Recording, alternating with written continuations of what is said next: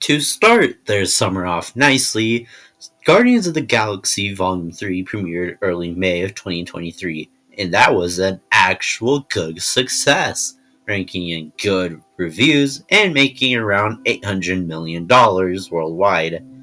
All because this is a Guardians of the Galaxy movie. It's granted to be good.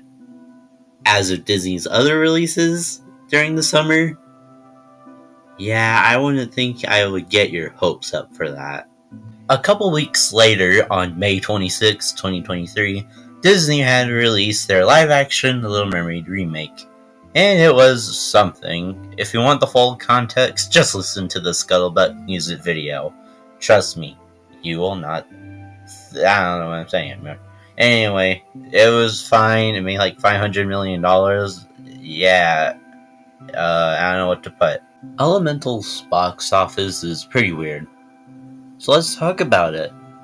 Although it gave some positive reviews, its opening weekend, yeah, there was no going back. It had $29 million for its first weekend, with other companies also releasing movies around that same time, like, The Flash and Spider-Man Across the Spider-Verse. But then, when it reached overseas, it kinda went well, and it almost reached $500 million, which is kinda wild for a Pixar movie. And that's basically it. And then, to end their June, there was Indiana Jones and the Dial of Destiny, which nobody watched. It had $300 million. $300 million! What do you want to do with it? De-age Harrison Ford just for an action stunt? Why de-age Harrison Ford in the first place, though? Anyway, enough of that. It bombed. Yay. Yeah, it probably lost like $200 million or something, I don't know. And no one cared because Spielberg wasn't there, or Lucas. Instead, it was the same person that directed Logan. I don't want to do this no more, but oh well.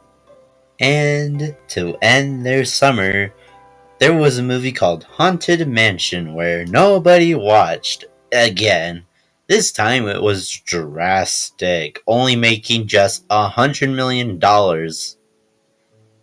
out of a $165 million budget just for a Haunted Mansion remake. I mean, we have the 2003 one with Eddie Murphy. What's wrong with that? But, people were stingy. But that wasn't the only thing this summer. Oh boy, we just started it, right? I don't know.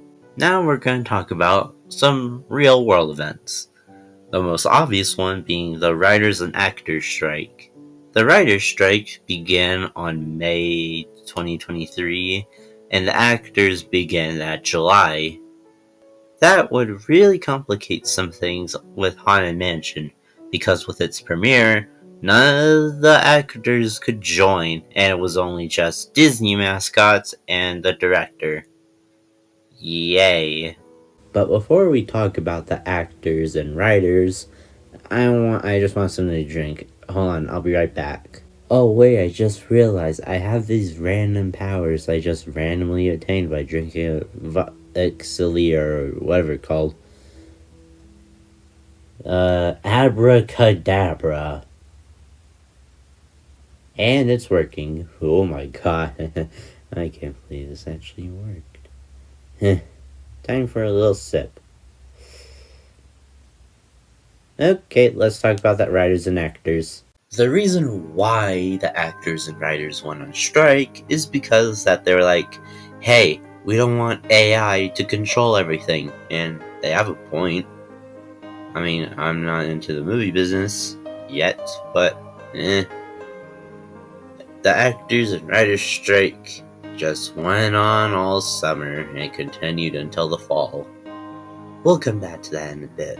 Jumping from live action to the television division is Primos, a Disney Channel cartoon that just randomly had shown its theme song during June. And let's just say that I don't even want to talk about it. Because, oh boy. Where do I begin? First off, Disney was just trying to be racist. And then the creator said, so what? You're not gonna do everything about it. And that's how you don't promote your cartoon, Disney. Yay. Disney Plus have been on a downward spiral since 2022. Their TV shows like Secret Invasion and Ahsoka are not doing good. So what's Disney's responses? Get rid of content. Some small stuff like Willow and Artemis Fowl and 200 other projects that they made that they just, okay, bye now. So they basically pulled Warner Brothers. But unlike Warner Brothers, Disney just wouldn't reuse them again. They're not on physical media like DVDs or Blu-rays. They just don't exist. With the exception of some movies that managed to get on some other streaming service like Amazon Prime, it's very unlikely that we'll ever see a good handful of that content ever come back. Speaking of physical media, let's talk about Australia. In July 2023, Disney announced that they would no longer be making any Disney DVDs or Disney Blu-rays in Australia, with the last release being Marvel Studios' Guardians of the Galaxy Volume 3 in August of that year. And it wasn't alone. They are actually removing them from store shelves in Australia, leaving a lot of people wondering, why would Disney do this? Well, it's a very simple reason. Streaming. I know we already talked about Disney Plus, but streaming. Yeah, streaming. It's now September 2023. Every movie bombed in some sort of way, with the exception of 2. Disney Plus is literally failing with their movies and TV shows. No one wants to go to their parks, somehow. And everything else is on fire. Leading to, why continue? You have to finish the year. If Disney can finish the year nicely, then it can be good. Right? Right?